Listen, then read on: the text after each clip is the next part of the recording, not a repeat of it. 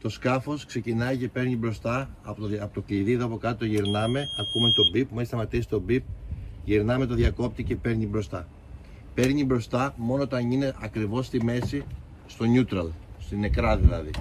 Για να κάνουμε μπροστά, πατάμε πάντα το κουμπί, εδώ από μέσα είναι το κουμπί ασφαλείας, το πατάμε και το κάνουμε μπροστά και το σκάφος πάει προς τα μπροστά. Χωρίς το κουμπί πατημένο το κάνουμε πέρα και πάμε πάλι στην νεκρά. Για να ξαναβάλουμε όπισθεν πρέπει να πατήσουμε πάλι το κουμπί. Την πρώτη φορά δηλαδή όταν ξεκινάμε και φεύγουμε από την νεκρά, χρησιμοποιούμε το κουμπί για να απασφαλίσουμε και να πάρει ταχύτητα. Και το πλαϊνό εδώ κουμπί είναι αυτό που ανεβοκατεβάζει τη μηχανή. Η μηχανή πρέπει να είναι πάντα μέσα στο νερό και τέρμα κάτω. Δεν τη σηκώνουμε ποτέ. Αν για κάποιο λόγο δεν πηγαίνει καλά το σκάφος, είναι επειδή η μηχανή μας έχει σηκωθεί και δεν είναι τέρμα κάτω. Έχει και το όργανο, το αριστερό, το οποίο πρέπει να είναι πάντα τέρμα κάτω. Αυτό δείχνει ότι η μηχανή είναι τέρμα κάτω. Αν σηκώσουμε τη μηχανή ή την κατεβάσουμε, αυτό λειτουργεί ανάποδα. Πρέπει να είναι τέρμα πάντα κάτω. Ενώ οδηγάμε, πάντα περνάμε στο χέρι μας το κλειδί ασφαλείας, το οποίο σε περίπτωση που ο οδηγός για κάποιο λόγο ή σε κάποιο κύμα ή κάτι φύγει από το σκάφος ή φύγει από τη θέση οδήγησης, τραβιέται αυτό και το σκάφος εκκινητοποιείται και σβήνει. Για να ξαναπάρει το σκάφος μπροστά πρέπει να ξαναβάλουμε αυτό εδώ στη θέση του και το σκάφος πάντα να είναι στην νεκρά, αλλιώς δεν παίρνει μπροστά. Είναι πάντα, οποιοδήποτε οδηγάει το σκάφος πρέπει να φοράει αυτό στο χέρι του. Αυτό το μαύρο σκοινί που είναι ήδη έτοιμο δεμένο πάνω στο σκάφος είναι για να δένουμε στα ρεμέτζα, τα έτοιμα ρεμέτζα, τα πορτοκαλί, άσπρα και τα διάφορα χρώματα.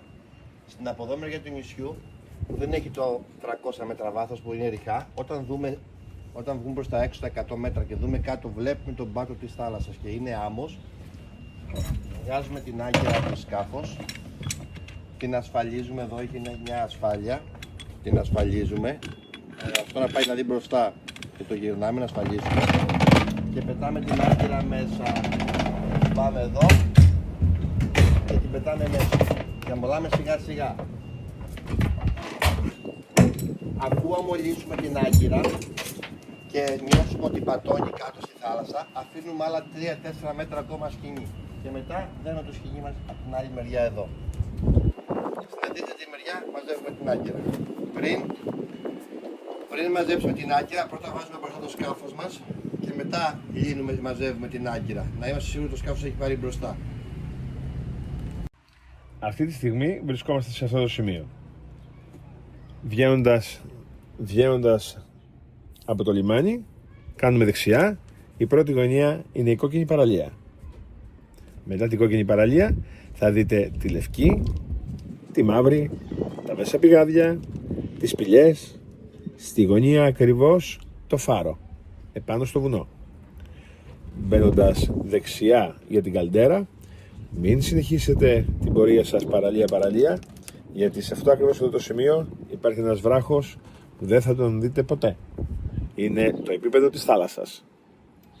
Γι' αυτό ακριβώς μετά από το φάρο συνεχίζουμε ευθεία για το Ασπρονήσι ή ευθεία για το Ηφαίστειο. Μετά μπορούμε να πάμε οπουδήποτε θέλουμε μέσα στην καλντέρα. Δεν μπορούμε να βγούμε έξω από το νησί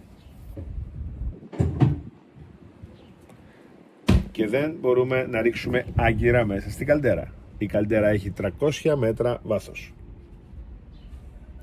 Γι' αυτό το λόγο στα πιο πολλά σημεία υπάρχουν σημαδούρες, τις οποίες πιάνουμε και συνδέουμε το σκάφος μας με το σκηνάκι που έχουμε ήδη δεμένο επάνω σε αυτό.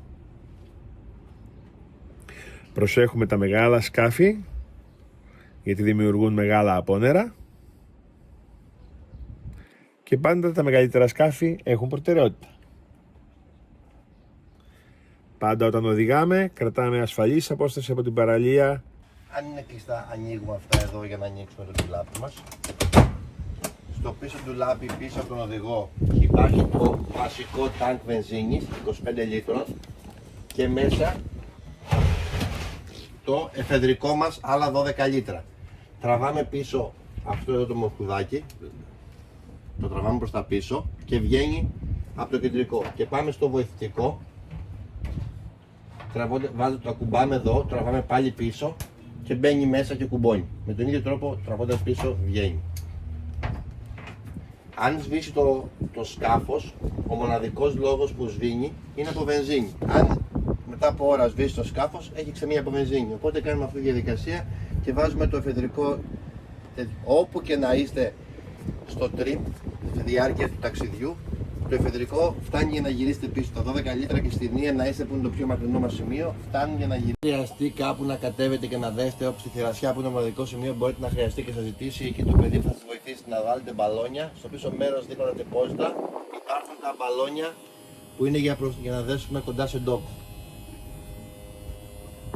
Κάτω από το κάθισμα του οδηγού υπάρχει ένα ψυγείο το οποίο μέσα έχει νερά, παγωμένο νερό, παγοκίστες και κάποια γλυκά. Κοντά στο ράδιό μας πατάμε το SIA να πάει στο Bluetooth. Μόλις δούμε Bluetooth, συνδέουμε, ανοίγουμε το κινητό μας και συνδέουμε στο Bluetooth και μετά ανοίγουμε μόνο τη φωνή. Στο σημείο του σκάφους σηκώνουμε, είναι το στεγανό μας που μπορούμε να βάλουμε τα πράγματά μας που θέλουν να βραχούν, το στεγανό μας σημείο του σκάφους, μπορούμε να βάλουμε τις αποσκευές που θέλουν να βραχούν. Επίσης είναι τα σωσίβια και ο κυκλικός κόμβος διάσωσης, μαζί με σκηνή έτοιμος προς χρήση. Κάτω από το τιμόνι του οδηγού έχουμε το φαρμακείο για ώρα ανάγκης και τα βεγγαλικά μας και μια κόρνα κινδύνου. Εάν δεν χρειάζεται την τέντα σκίασης, ανοίγουμε λύνουμε αυτά τα δύο μπροστά και το από εκεί εξίσου και τις πρόχνουμε πίσω και πάει τέρμα πίσω.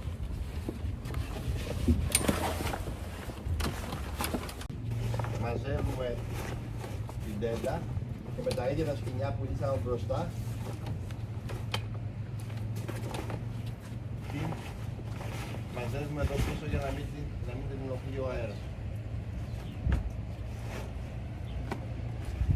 Και ενώνουμε αυτά δύο. Ποτέ δεν χρησιμοποιούμε τη σκάλα να ανέβουμε και να κατέβουμε στο σκάφος, ενώ η μηχανή είναι ανοιχτή. Πάντα σβήνουμε τη μηχανή, έχουμε ρίξει άγκυρα ή έχουμε δέσει στο σκάφος και μετά χρησιμοποιούμε τη σκάλα να αναβοκατεύουμε εδώ, προσέχοντας πάντα μην χτυπήσουμε στη μηχανή ή στην προπέλα.